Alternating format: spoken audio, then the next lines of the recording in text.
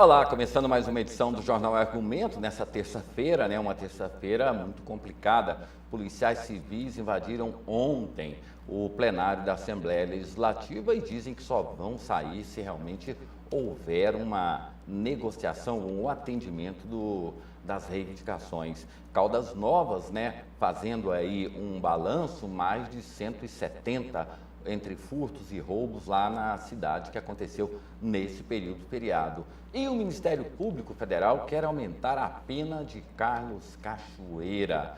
Outros assuntos também a gente debate aqui no Jornal Argumento, sempre com a presença dele, Marcelo Heleno. Marcelo, mais uma vez, obrigado por ter vindo. Tá tudo bem, André?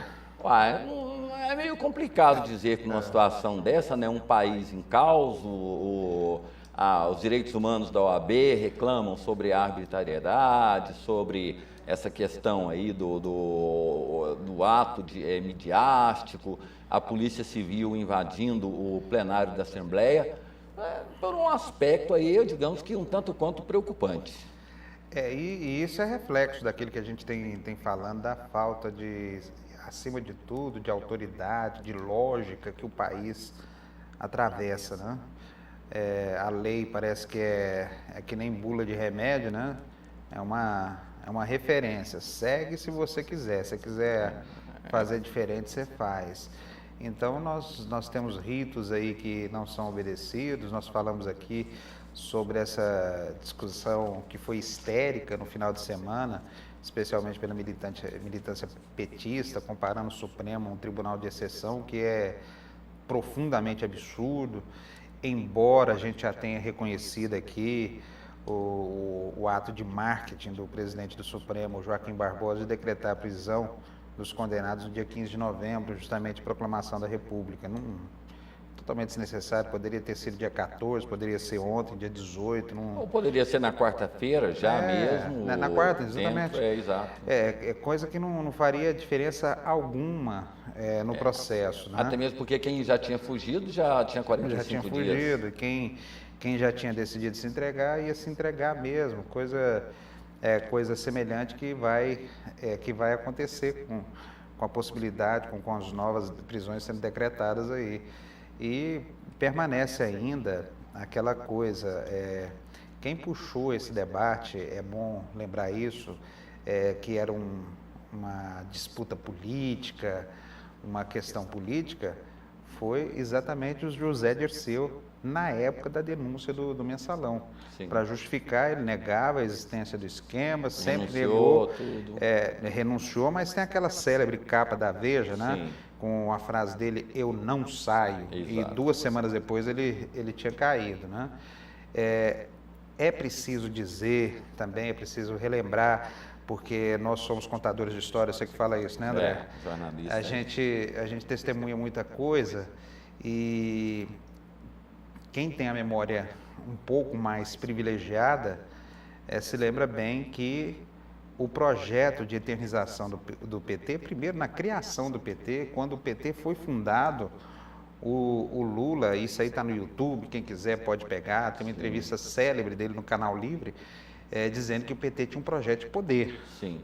E ao contrário do que alguns segmentos radicais preconizavam no início da vida do PT, a conquista do poder não era pelas armas, não era fazendo uma revolução de cunho socialista, até porque o teórico ideológico que fomentou a criação do PT foi, por ironia do destino, a social-democracia europeia. Não foi o socialismo puro, a esquerda pura. Foi o movimento da social-democracia que viveu um momento diferente na Europa, diferente da criação do PSDB, que pegou na mesma fonte a coisa, né?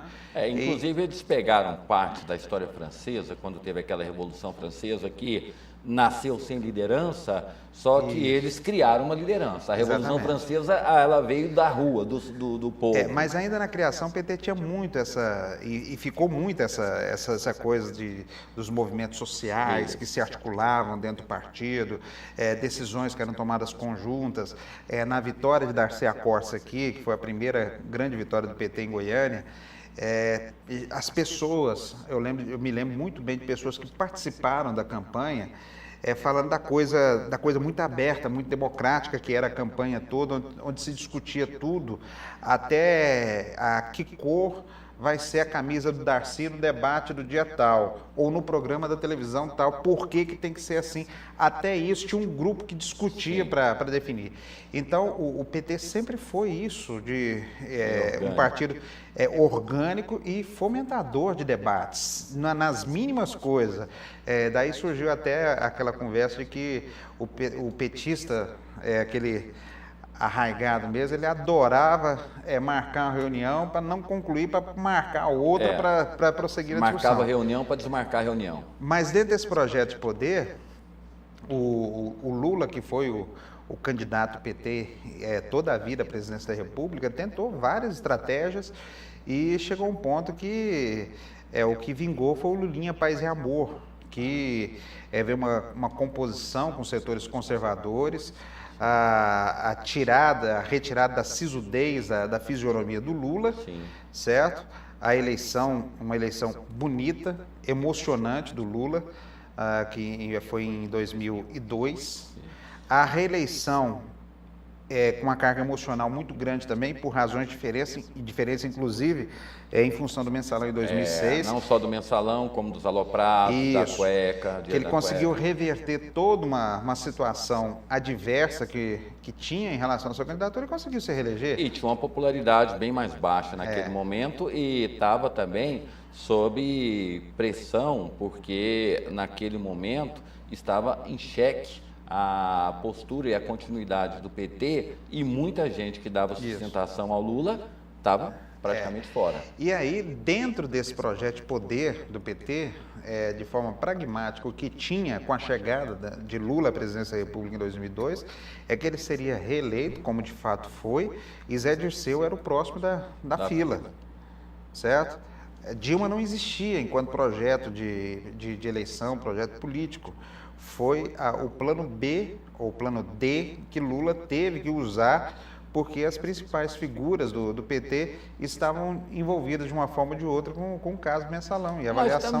Mas também convenhamos, Marcelo, no Brasil, essa prática de perpetuação no poder não é só do PT, né? O PSDB também tinha isso, tanto é que ele conseguiu aí para Fernando Henrique comprar a reeleição. Exato. O problema é que ele escolheu um candidato fraco, que era Serra, que não tinha muita penetração ou até... Serra seguiu a tradição paulista do PSDB. Foi um candidato talvez certo no momento errado, né? Muito elitizado, muito elitizado, exato. Henrique. E teve a crise asiática também que fulminou parte da economia, né? O dólar foi para mais de R$4. E aquele temor que a inflação ia voltar, que os tucanos não deram conta da economia e tudo mais. Isso tudo criou um quadro muito favorável a Lula, que chegava com um discurso que nós precisamos de mudança e fez o discurso no tom certo que a população precisava e queria ouvir em 2002. Mas dentro desse projeto de poder, é interessante dizer isso, que o sucessor de Lula, nos planos dessa perpetuação de poder, não era Dilma, era José Dirceu.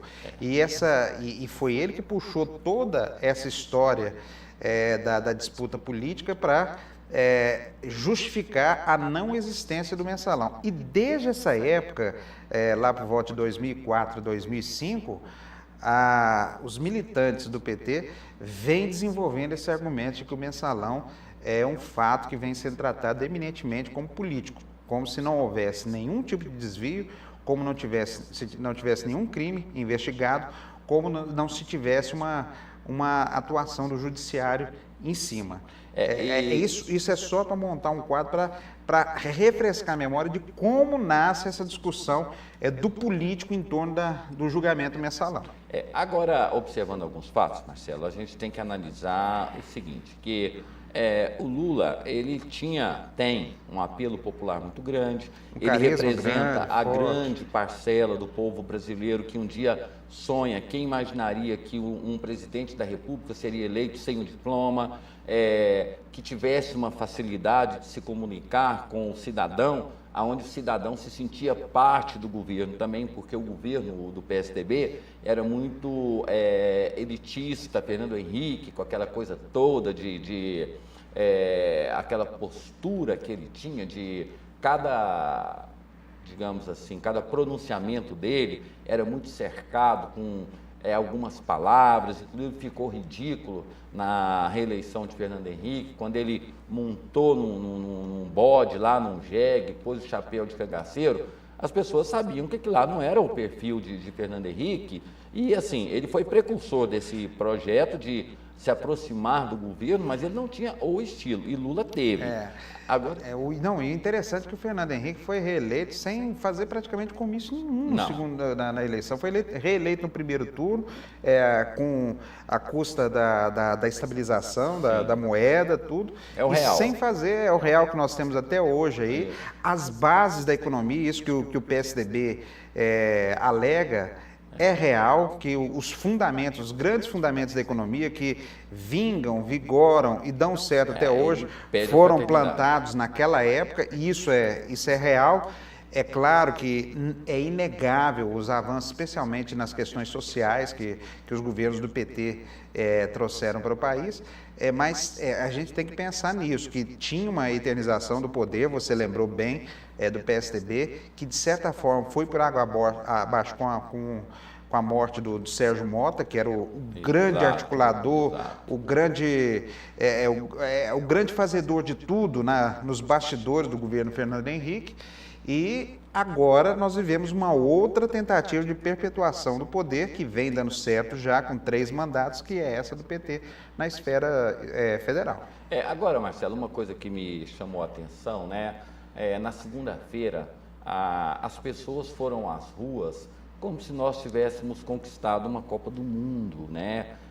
Comemorando, celebrando. Aí eu pensei, gente, mas espera aí. Independentemente de crime, de qualquer coisa, são pessoas que, queira ou não, estão no poder. A prisão dessas pessoas, alguns significados ou algumas induções nos fazem, né, a pensar. O primeiro, o Supremo Tribunal tomou conta do Brasil.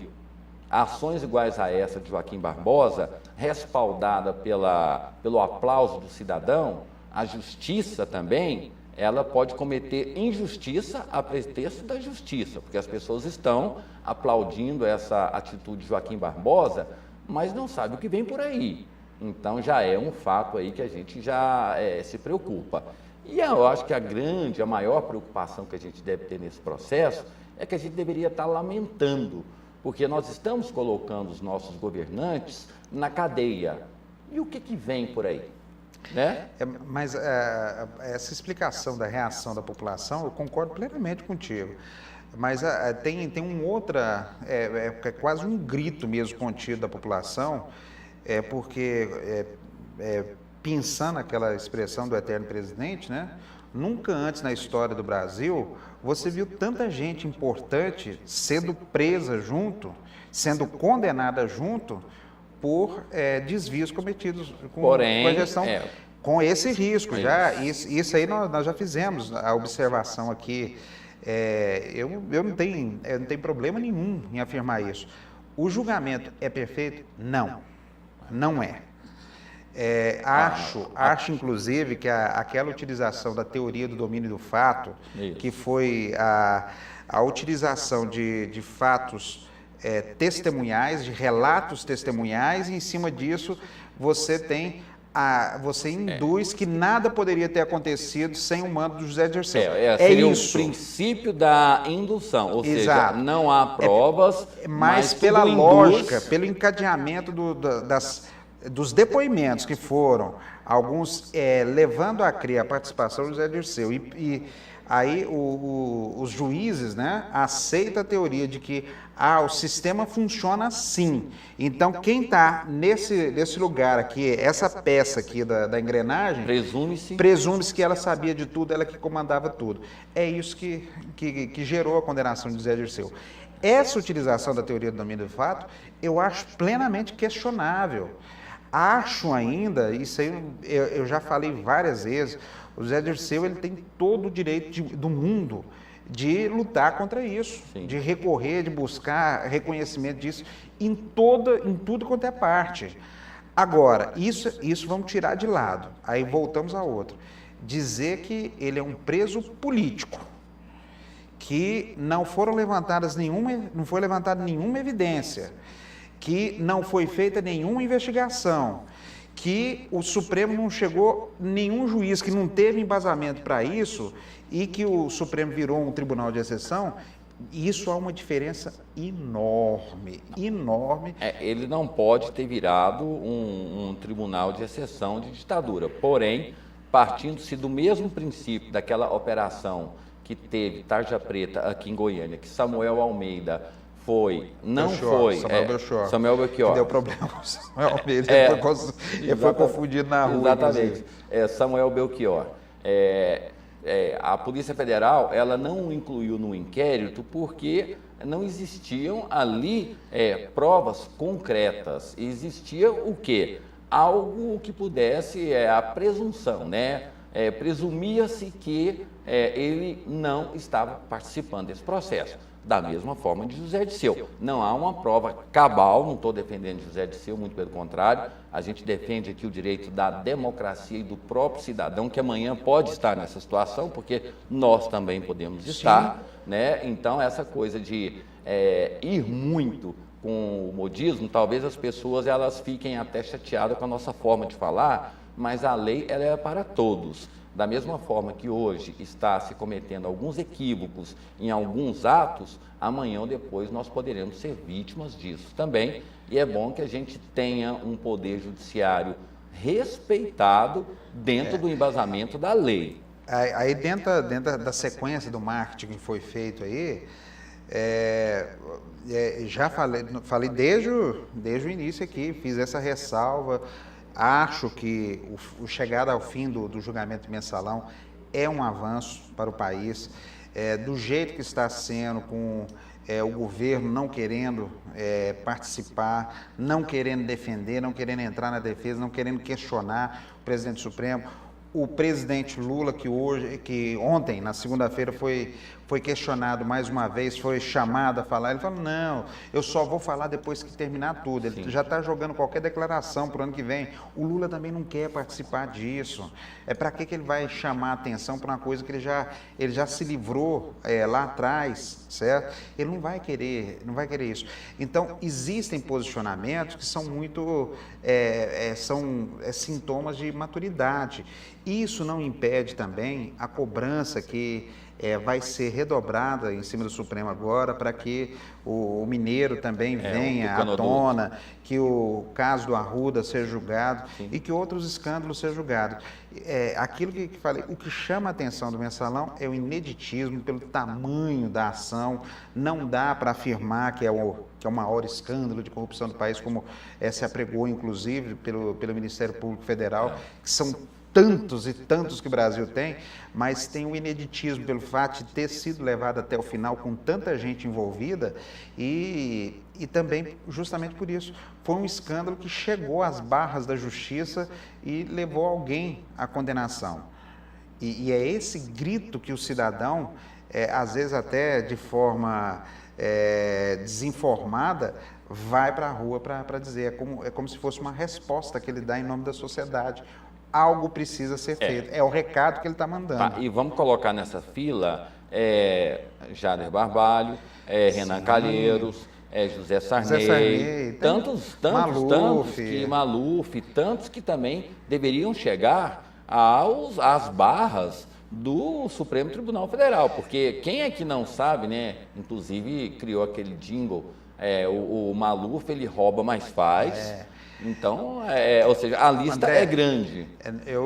Final de semana, eu debati com um militante do PT, mas a minha intenção era ver qual tipo de argumentação tá vindo para você descobrir. E me chama muita atenção. Existe uma cobrança, e acho que isso é importante, sobre a questão dos fiscais lá em São Paulo. Sim. Certo?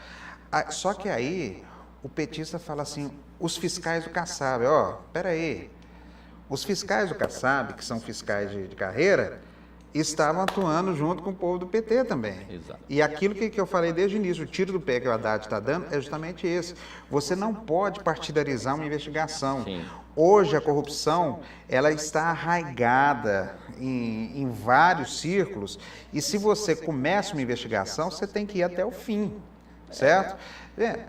Operação Monte Carlo, que é o que o pessoal da oposição adora colocar, não chegou até o final porque, além do povo aqui do Goiás, envolvia Tocantins, envolvia Minas, envolvia Paraná, e principalmente envolvia Rio de Janeiro e Distrito Federal, certo? Se fosse só os bobinhos daqui, talvez chegasse ao final, mas como tinha aqui, ó, principalmente Distrito Federal e principalmente Rio de Janeiro, esquece tudo, foi botada a pá de cal, certo? Não adianta o pessoal dizer aqui, porque a CPI apurou. Não, o relatório da CPI é uma página e meia mequetrefe, mal feita, dizendo que o assunto não é com a CPI. Exato. Essa foi a conclusão de um acordão que foi feito para não mexer nada, e essa é a prática política normal no país. E, pasmem, a CPI, CPMI, né, ela Isso. só parou com a indicação de Renan Calheiros ao presidente do Senado. O que tinha uma coisa a ver com a outra?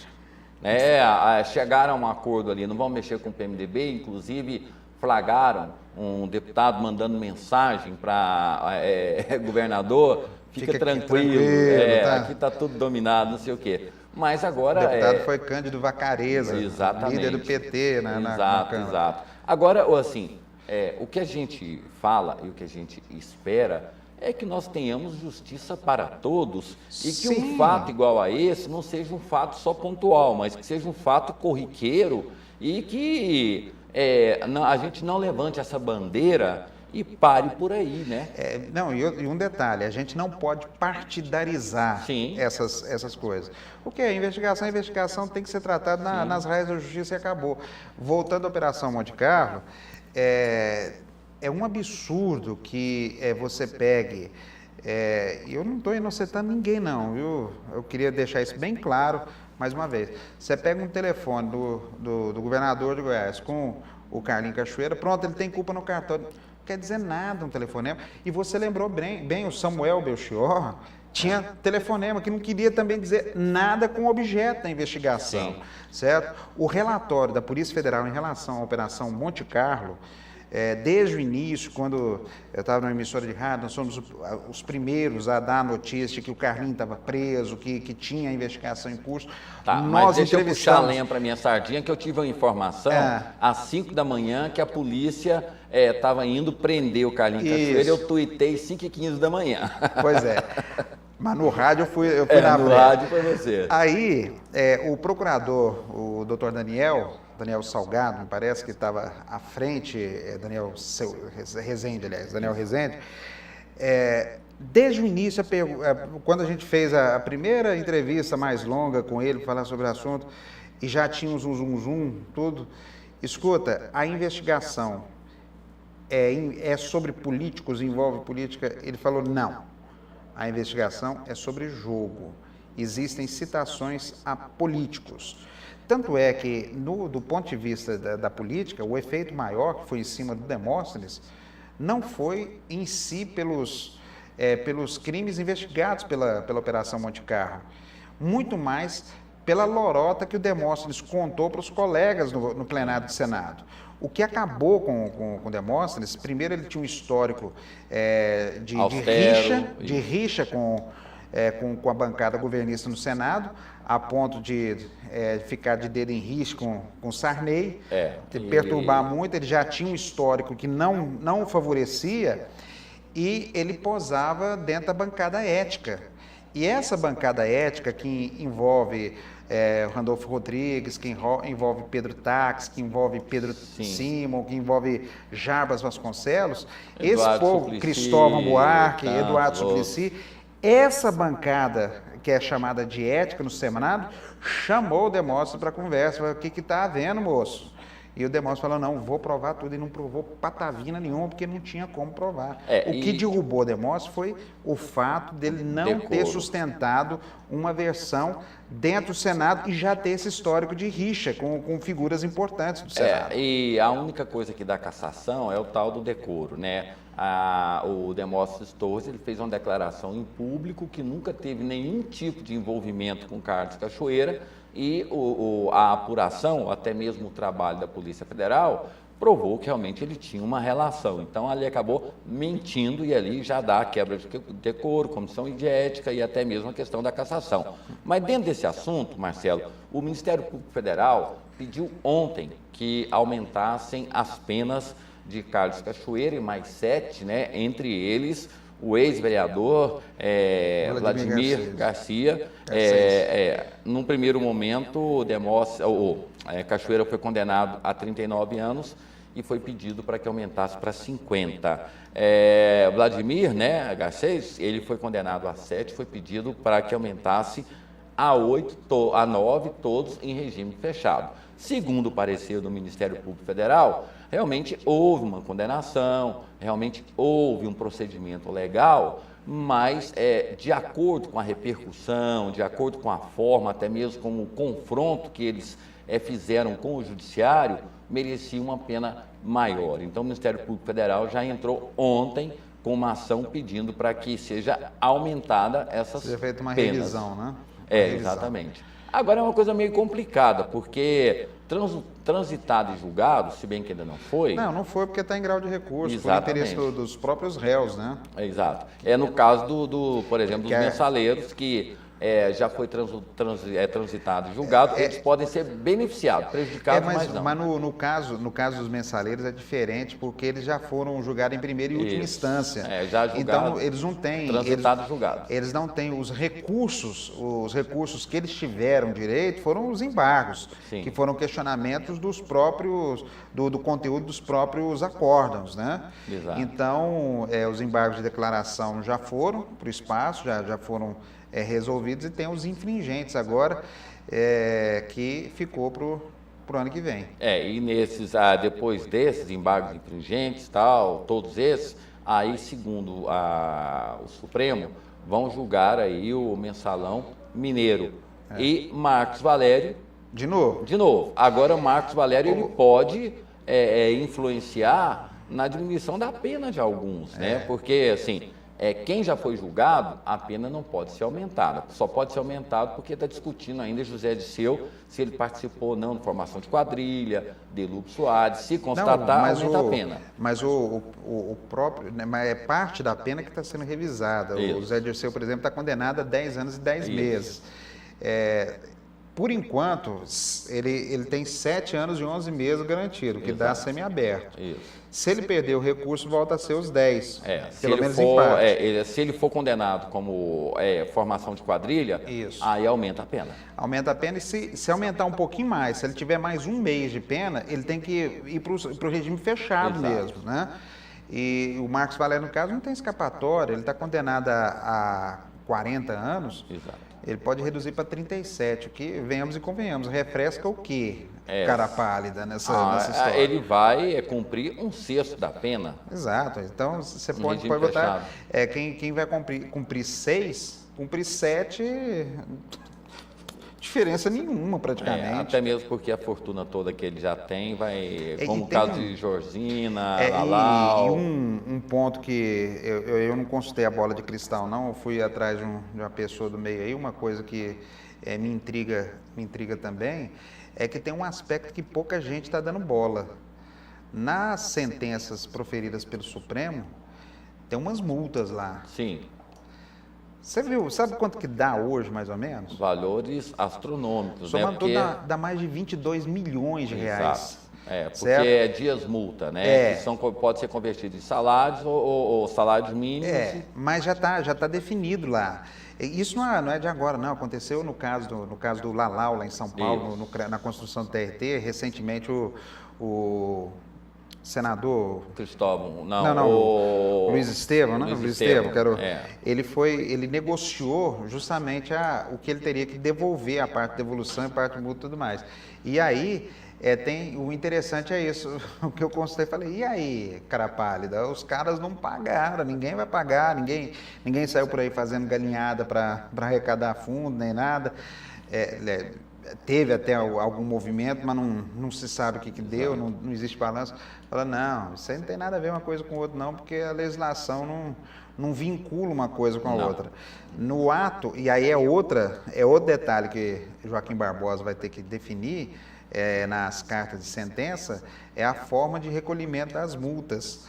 Que normalmente, o normal é quando você é apenado, você tem um prazo. Isso. A justiça estipula um prazo normalmente de 15, 20 dias a partir da emissão da carta de sentença para recolhimento. Aí, se não recolher, dívida ativa. É o máximo que pode acontecer. Vai ter o nome no SPC, Serasa, e na dívida ativa. Para quem está preso. Imagina o Marcos Valério, que tem uma bobagem de 2 milhões e 870 mil para recolher de multa. A preocupação que ele vai ter em recolher essa multa. Ele deixa de pagar advogado ou vai pagar a multa? Vai pagar o advogado, claro. Né? Nós vamos para o intervalo. Depois do intervalo a gente fala sobre esse fato, né, grave, né? Abriu-se um precedente aí com a invasão dos professores ao plenário da Câmara Municipal, e ontem houve por parte de 300 policiais civis em greve, considerando já que estamos há mais de 2 meses com essa greve e até agora não há nenhum desfecho, ou pelo menos nenhuma possibilidade de desfecho. Guerra entre lados e lados, os sindicalistas falam que aumentou o número de furtos, roubos, crimes, homicídios, e o delegado-geral rebate esses números dizendo que houve uma redução. E a PM, nesse processo todo, né, ela tem feito um trabalho extremamente exemplar, né, segundo o comandante da Polícia Militar. É um assunto que a gente fala depois do intervalo, e tem outros também, uma cena, Marcelo, que rodou o Brasil inteiro. Estamos na época da sustentabilidade. Um ciclista foi para Santos de bicicleta, foi roubado no meio do caminho. Um instante só, a gente está de volta.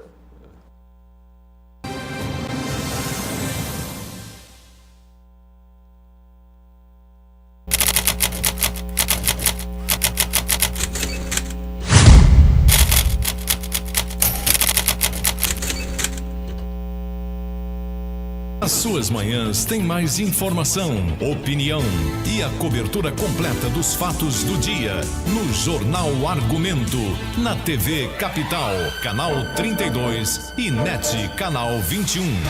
A maior e a melhor equipe de jornalismo traz para você, a partir das 7 horas da manhã de segunda a sexta-feira, tudo o que acontece na política em Goiânia. E só no Jornal Argumento você tem os comentários de André Marques, um dos jornalistas mais respeitados do estado. Comece o seu dia com a melhor informação e opinião. Assista ao Jornal Argumento, TV Capital, a imagem de Goiás. De volta com o Jornal Argumento pela TV Capital, falando dos assuntos, né, que mobilizaram a segunda-feira e que certamente serão discutidos hoje, né? Nesse último final de semana, alguns assuntos, temas chamaram a atenção. O primeiro, aquele tradicional congestionamento que o paulista só tem a Praia de Santos. Então, deu feriado prolongado, todo mundo indo para a Praia de Santos. E aquela velha história, né? Geração Saúde, vamos pedalar, vamos de bicicleta. Se o pessoal, assim, coloca o vídeo aí pra gente, por favor. O rapaz que acreditou nisso, o Marcelo Heleno, preste atenção no que aconteceu, olha lá. Desce. Em plena rodovia, aonde deveria ter ali pelo menos um princípio, um pouco de segurança, né? O rapaz, ele acreditou que iria para Santos pedalando, foi a pé, porque 2 assaltantes ali numa moto, né, e o outro fazendo a escolta, que nunca andam sozinhos, levaram a bicicleta do rapaz. Então, esse é um dos fatos, né? Para ver também que a bandidagem, cada um com sua necessidade, né? Roubar bicicleta é demais, né? Mas estão literalmente já está sem... E o outro fato que chamou a atenção, tivemos mais de 110 pessoas que morreram nesses feriados nas rodovias. É como se um avião, Marcelo, tivesse caído e ninguém se atenta para isso, né? Cai um avião, uma comoção nacional. Em um feriado, mais de 110 pessoas morreram nas estradas e não se discute, não se fala, não se debate, ou seja, como são as pessoas que perdem a vida em locais isolados, não comove e não chama ninguém para o debate, né? Tem algumas histórias que a gente vai acompanhando ao longo da vida. Tem uma pessoa uma vez que relatou, quase morreu porque comprou um carro um dia, no outro, botou o carro na estrada, viajou, não sabia, era aquele pneu recalchutado, de segunda mão, o pneu estourou, ele não sabia que o pneu estava ruim. Tá, você não compra um carro e não põe na estrada sem revisar. Isso é lição básica, né? Sim. Não é isso? Exato. Ou tô falando bobagem? Não, tá certo, e tem outros fatores também, né? E tem outras coisas. Semana passada eu conversei com o inspetor Newton lá na rádio, com mais um rapaz esqueci o nome do Batalhão Rodoviário Estadual. E é incrível como as pessoas vão relaxando. É igualzinho esse negócio da dengue, que ninguém dá muita bola mais. Ninguém dá bola para esse negócio de revisar, ver os equipamentos de segurança, extintor de incêndio, condição de pneu, às vezes até falta calibrar pneu para botar carro na estrada. Esse final de semana que foi para aquela coisa lá em Caldas Novas, o cara bebe um pouco, mas não, só vou ali 10 quilômetros e o ali pode ser o fatal. Então as pessoas estão muito descuidadas, vão relaxando com as noções mínimas de segurança. E aí está na hora de apertar, fiscalização em estrada, balada responsável, precisa ter mais, precisa apertar mais, porque está faltando esse trabalho de conscientização, esse trabalho educativo também, porque as pessoas não estão dando muita bola para isso, não. Foi feita uma pesquisa, Marcelo, aí o pessoal fala o seguinte, que os acidentes acontecem em estradas em boas condições, como é que fala, pavimentadas, tal. Mas o grande problema das estradas brasileiras, Marcelo, que causam muitos acidentes, chama-se falta de sinalização. Não, e não é só isso não. As estradas estão numa situação muito melhor do que estavam algumas anos, tanto as federais como as estaduais. Só que aí entra a perda da noção mesmo, né?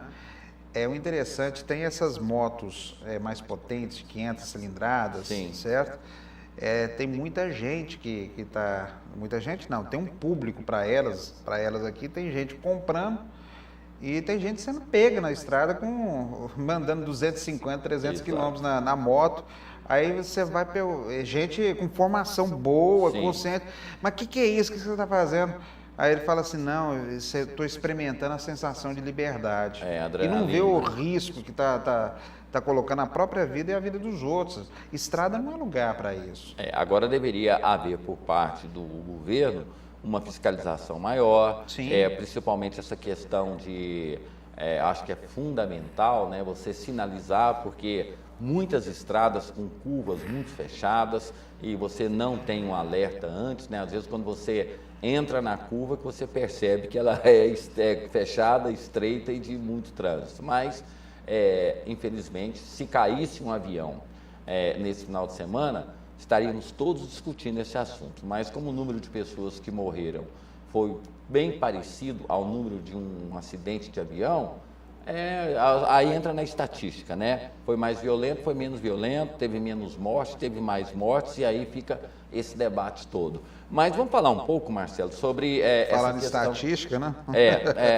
Impressionante como brincam com a vida das pessoas, transformando em números, né, em estatísticas, como se não fossem seres humanos, né, e sim números de uma estatística que a gente não queria que existisse, né, que fosse zero. Mas o resultado lá da festa do Caldas Country, que foi divulgado hoje, é impressionante, amigo.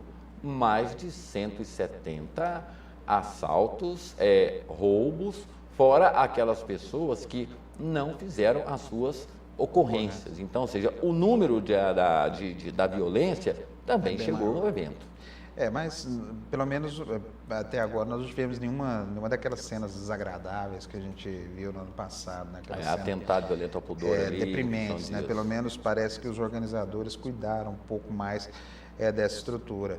Agora, interessante que eu vi uma matéria sobre esse trem lá de Caldas Novas hoje, na televisão, não cita nada. Você só vê o povo alegre, os cantores, que não sei o quê, lindo, maravilhoso.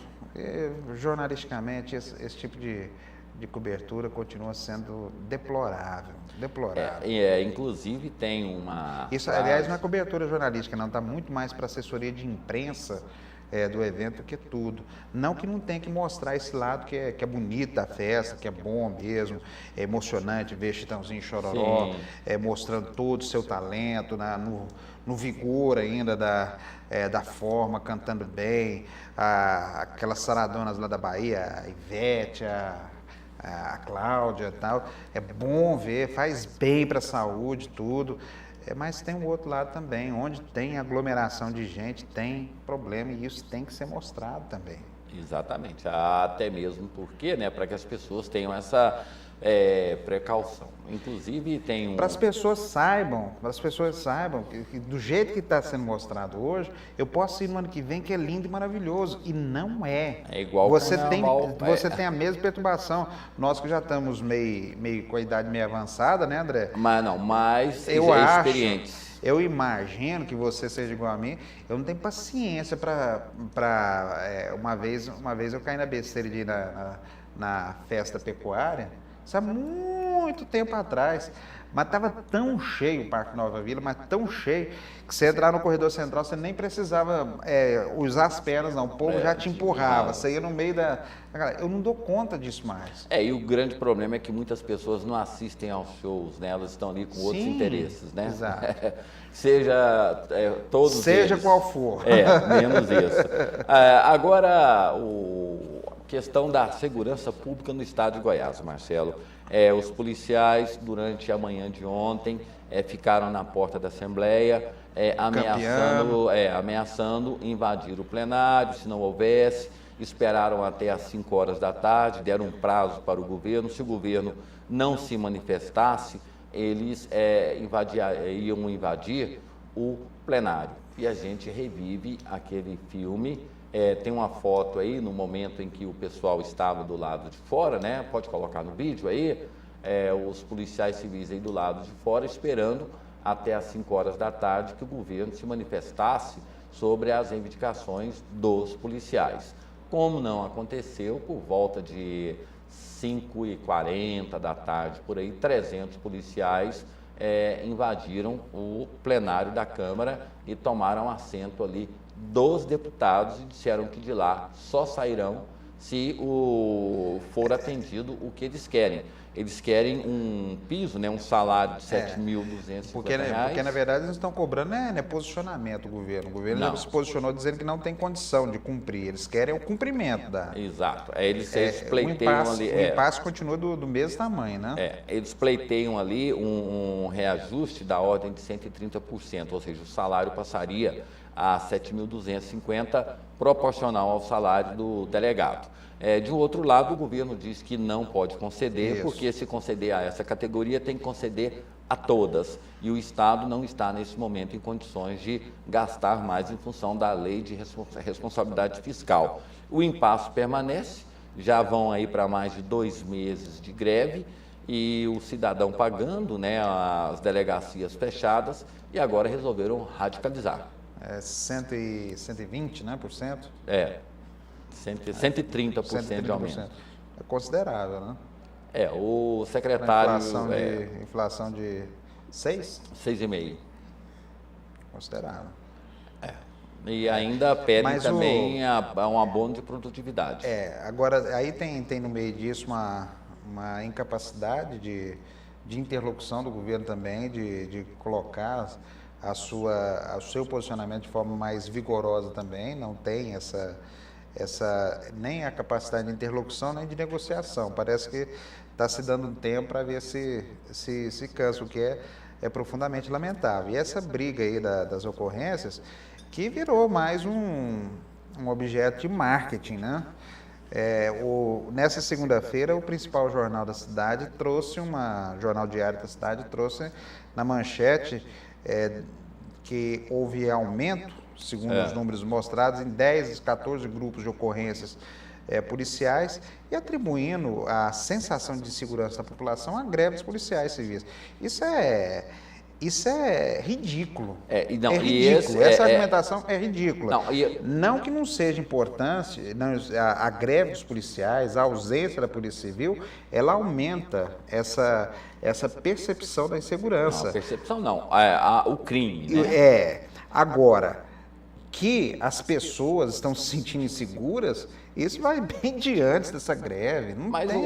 Não tem como você querer atribuir unicamente à greve dos policiais civis essa sensação de insegurança. Você pode até aumentar em alguns pontos aí essa sensação, mas que a sensação de insegurança já vem de muito tempo, vem.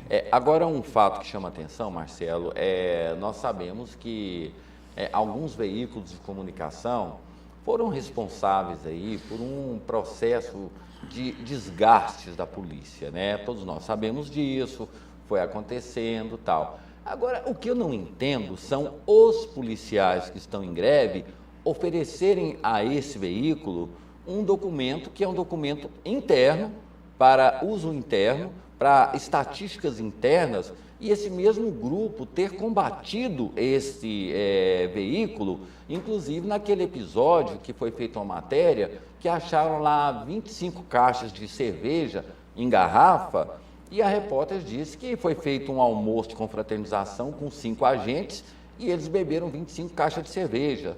E aí o próprio sindicato, que naquele momento repudiou aquela ação, entrega de mão beijadas com exclusividade até esses números, e aí depois vem o secretário de Segurança rebatendo, dizendo que os números não são números... Não são bem aqueles. Não são aqueles, e que apresenta outros números também, onde mostra uma redução. Então, ou seja... Os dados que a Secretaria mostrou, que são dados até segunda ordem oficiais, mostram uma redução principalmente no número de homicídios. Sim. O que é interessante, para diminuir, para tentar combater essa sensação de insegurança, e que se deve basicamente, e nisso o Coronel Silvio tem razão, há um aumento aí na presença da Polícia Militar nas ruas. Exato. Certo? Tem gente que não parece que é cega e não quer ver, mas que existe, pode não resolver todos os problemas, pode não estar dando a resposta completa que a população quer, mas que as viaturas estão se deslocando em locais que são estratégicos. Hoje, a polícia está fazendo um mapeamento eletrônico da cidade que permite saber que tipo de ocorrência, em qual hora, em qual local ela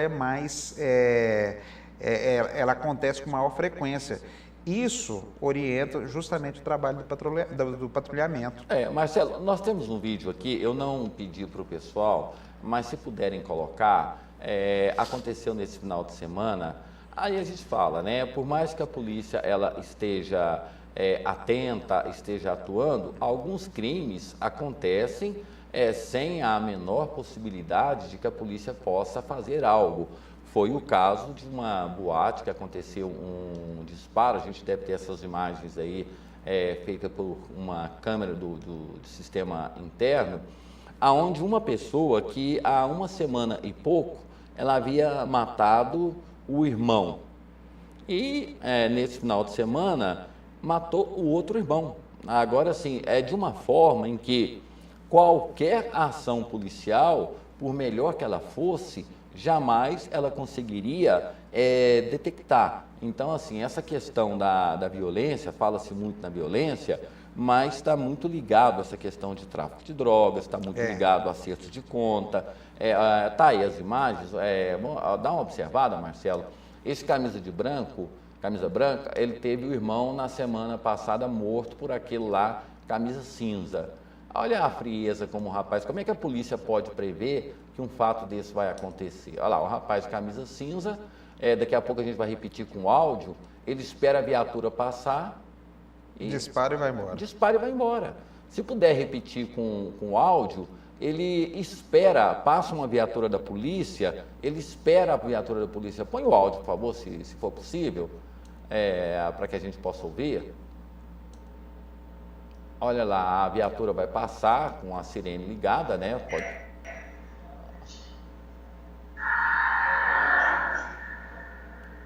Aí, ele espera a viatura passar para cometer um crime bárbaro, frio e praticamente a queima-roupa, não dá a menor chance de defesa. Aumenta a criminalidade? Aumenta, mas por causa de ações iguais a essa, né? Ele havia, assim, é a segunda vítima na mesma família, há 2 semanas matou o irmão. Esse é o tipo de coisa que o tipo de coisa que não tem como prevenir. Agora, nós, em cima dessa sensação de insegurança e desses casos que se enfileiram aí, tem um fenômeno acontecendo também, que é a banalização dos pedidos das tais federalizações das investigações. Isso. Tudo é motivo para... Não, leva para Brasília que Brasília vai resolver. Daqui a pouco Brasília não vai dar conta de Goiás. O que eu achei estranho, nós temos hoje, eu conversei ontem com a deputada Marina Santana, sobre o caso daquela vendedora Manarrubia que teve no Congresso, foi recebida pelo ministro. Que nós, aqui da TV Capital, nós fomos o primeiro veículo a tratar daquele assunto, e aí a dimensão foi tamanha, e aí a Rede Globo tomou conta. Exatamente. Aí o que acontece? O grave nesse processo não é o momento em que o companheiro fura os olhos e tudo mais, aí tem a discussão de juiz com promotor, para saber se foi tentativa de homicídio, se foi lesão corporal, tudo. O maior problema é que ela já tinha denunciado o cabra tinha sido preso já uma vez e estava solto. Não, mas... a lei em si não protege, e ela foi induzida a assinar um termo abrindo mão da denúncia contra o ex-marido, isso é que está alegado. Aí tem um pedido de federalização, não pelo trabalho que foi feito depois do atentado, e eu não sei se é uma questão só do Estado, que no Brasil inteiro existe essa reclamação de que a Lei Maria da Penha, apesar de representar um avanço, ela não consegue, porque não obriga o Estado a fornecer, a dar estrutura para fazer esse isolamento da pessoa agredida, da mulher agredida, em relação ao marido. Então, a federalização vem sendo pedida não depois de tudo, já que a Manarrubia está tendo o tratamento, depois de ter os olhos furados, está tendo assistência, teve a guarda do filho de volta, o rapaz está preso, certo? Isso quer dizer que as forças de segurança resolveram o crime, não é por isso, é lá atrás, pelo fato... Aí eu fico pensando, é só Goiás que tem esse problema em relação a Maria da Penha? Não, muito pelo contrário, nós já mostramos uma matéria aqui de uma mulher que ela foi espancada pelo marido e fez a ocorrência e foi para o hospital. Ao chegar no hospital, o marido estava esperando por ela e esfaqueou dentro do hospital. Então, ou seja... Agora um outro assunto, Marcelo. É diferente, por exemplo, esse caso aí que está caindo também, o caso daquele policial Carral que foi assassinado. Sim. É porque é polícia investigando polícia e tal, aí pode até ter uma lógica de você tentar levar para outra instância mais neutra na investigação. Mas está virando banalização essa coisa. E o que eu não entendo é que essa semana, dando uma olhada ali no site da Câmara Municipal, eu vi um projeto de um vereador, você está sentado, né? Estou. Sabe o que o projeto dele, um projeto de lei? Que proíbe pessoas entrarem em bares, restaurantes armados. Já pode? Não, porque tinha uma lei de desarmamento, né? Aí ele criou uma lei que obriga as pessoas a entrarem em bares e restaurantes sem importar armas, não podem importar armas. Será que nós estamos andando para que lado e para onde? O interessante é o seguinte, André. Está provado por A mais B, se tiver alguém que queira contribuir no âmbito do município com a segurança, o principal a fazer é que a lei seja cumprida. O que é? Bar com mesa em calçada, não pode. Bar, restaurante sem alvará, não pode. Os postos, lojas de conveniência, é para fechar que hora? Não é para funcionar 24 horas, mas pode ter gente na porta? Não, não pode. Distribuidora de bebida, ficar gente em volta? Não pode. E o mais importante... disciplinar essas coisas. E o mais importante... Aliás, disciplinar o que já está disciplinado. Né? A gente tem só um minuto. Eu acho que o principal é colocar um guarda dentro das agências bancárias, né? Porque depois das 16 horas, você está entregue à sua própria sorte e ali é o local ideal que o bandido sabe que ele tem dinheiro e não tem ninguém. Não, e tem gente da imprensa que tá totalmente fora de foco. Vi uma matéria na segunda-feira sobre o golpe do envelope de depósito, que a pessoa está usando até fio dental para já armadinho para bater lá, segurar e voltar o envelopinho. A orientação do povo nos bancos: olha, vocês têm que olhar, quando vocês vão fazer um depósito, olha se não tem nada ali, se não tem nenhum objeto. Gente, o cara que está apressado fazer o caixa eletrônico serve justamente para isso, né? Para você aliviar a sua pressa, né? Aí você tem que parar, ver se tem algum objeto, se tiver, você chama a polícia. O pior de tudo aí o banco, que é dono da agência, dono do caixa eletrônico, que tem sistema de monitoramento, não é responsável por absolutamente nada. É mais um problema só para a segurança, só para a polícia resolver. E para finalizar em 10 segundinhos, né? Teve um crime das loiras, que uma mulher, ela se vestia como funcionária do Banco do Brasil, com o crachá do Banco do Brasil. Aos finais de semana, as pessoas iam lá fazer o depósito, ela se apresentava, dava o celular para ela falar com a central do Banco do Brasil, a pessoa passava a senha, disse que o problema ia ser resolvido, depois ela ia lá com um clipezinho, puxava o envelope de volta e ainda fazia saque, porque prendia o cartão e prendia também o envelope lá. Terminou o tempo, amigo. Então, tchau. Continuar amanhã, né? Tchau. Ok. Estamos indo embora. A todos vocês, nosso muito obrigado. Fiquem todos com Deus e até amanhã.